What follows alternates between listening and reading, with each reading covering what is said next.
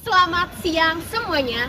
Saya Septia Dwi Nur Aini, mahasiswa UNU Kebumen. Di sini saya berada di Pantai Kembar Terpadu, tepatnya di Kecamatan Puring, Kabupaten Kebumen. Di sini saya berada di tempat konservasi penyu. Untuk video selengkapnya, mari kita ikuti bersama.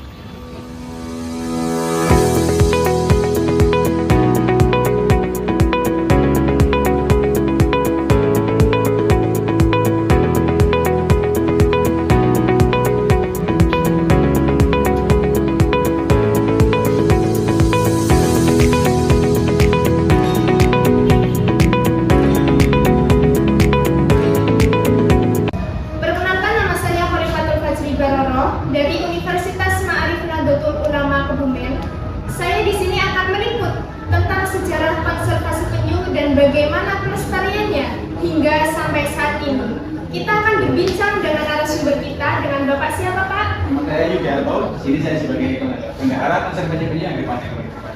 Baik, Pak, saya akan nanya, sejak kapan konservasi penyu ini dibangun?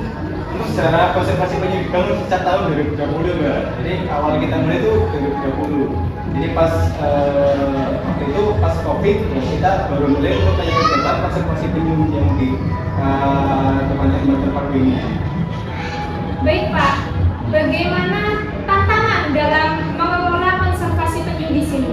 Ya, untuk tantangannya itu dulu awal kita mulai itu adalah masyarakat kita sendiri, karena memang mungkin mereka belum paham terkait dengan pelestarian alam, terutama untuk kayak penyu, karena memang penyu itu kan dilindungi, jadi kayak banyak masyarakat yang mereka belum paham terkait dengan bahwa hewan penyu itu adalah hewan dilindungi. Maka kita buka konservasi seperti ini, banyak sekali masyarakat yang mereka kayak kurang setuju atau kurang suka dengan adanya kegiatan konservasi penyu yang dibuka di Pantai Kembar Terpadu ini.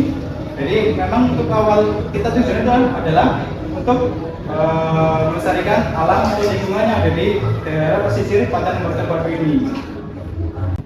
Baik, Bapak, pertanyaan terakhir, apa harapan Bapak ke depannya untuk konservasi penyu dan Pantai Kembar Terpadu? Ya gini Mas, jadi harapan kami di sini tuh kayak masyarakat luar itu banyak yang peduli dengan kami, terutama dengan kayak mereka itu peduli dengan alam itu sendiri. Karena kalau kita menjaga alam, otomatis si alam itu akan menjaga kita. Ya mungkin untuk contoh sederhana itu kita dengan cara kita jangan membuang sampah di sungai atau di aliran-aliran kali yang misalnya itu bermuara itu di laut, karena memang itu sangat berpengaruh sekali. Pengaruhnya di mana? Ketika ada sampah yang dibuang ke sungai itu mulai di laut, otomatis itu akan sampah itu kan kayak menyebar dengan saja, dari situ mungkin akan kayak dimakan penyu dan hewan-hewan yang sebagainya, itu akan merusak ekosistem laut. Jadi karena memang penyu itu adalah hewan yang suka makan ubur-ubur, dan penyu itu mereka makan hanya makan dari penglihatannya, sedangkan dia itu buta warna. Karena penyu itu pemakan ubur-ubur, banyak sampah plastik yang masuk dalam laut, yang ketika di laut sampah itu akan mengapung untuk plastik itu sendiri. Jadi kayak penyu ketika ketemu sama plastik akan dikira itu makanannya. Jadi ada banyak kasus penyu itu mati atau sakit itu banyak karena makan plastik itu sendiri. Jadi harapan kami di sini untuk warga-warga yang khususnya tinggal di daerah-daerah yang dekat sungai atau aliran-aliran yang mengalir ke laut, karena itu jangan sampai buang sampah itu di aliran sungai. Baik, Bapak, terima kasih atas penjelasannya. Demikian ini penjelasan dari narasumber kita, Bapak Yuda, bahwasanya melestarikan penyu itu sangat penting. Dan kita sebagai masyarakat salah satunya yaitu menghormati untuk tidak membuang sampah, terutama di area pesisir pantai. Sekian dari saya. Melestarikan penyu berarti menjaga masa depan laut. Dari langkah kecil di pesisir, ada harapan besar untuk alam terus hidup. Mari bersama menjaga dan melestarikan kekayaan alam Indonesia.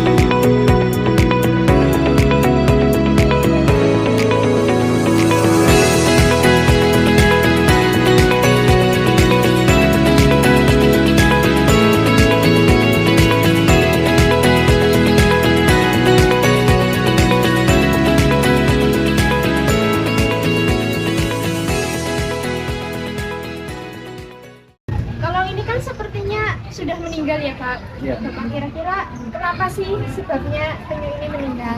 Kalau dari ini yang utama itu adalah dari jenis penyu ini mati saat tanggal 1 mohon maaf ini mentas tanggal 1 April 2021 mati tanggal 10 Desember 2020 jadi mati di 1,5 tahun. Jadi penyu sisik ini udah kita pelihara di sini jadi dulu mati itu karena sakit Mbak. Kira-kira sakitnya apa Pak? Kemungkinan kalau penyu itu kebanyakan dari pencernaan. Kemungkinan dia makan sesuatu yang tidak bisa dicerna. Karena memang di sini gitu tempatnya kita nggak jaga atau nggak standby 24 jam. Mungkin dia ada kayak pengunjung memasukkan benda atau sesuatu yang mungkin dia makan terus nggak bisa dicerna oleh pencernaan dia. Mungkin akan mengakibatkan dia sakit di sana seperti itu.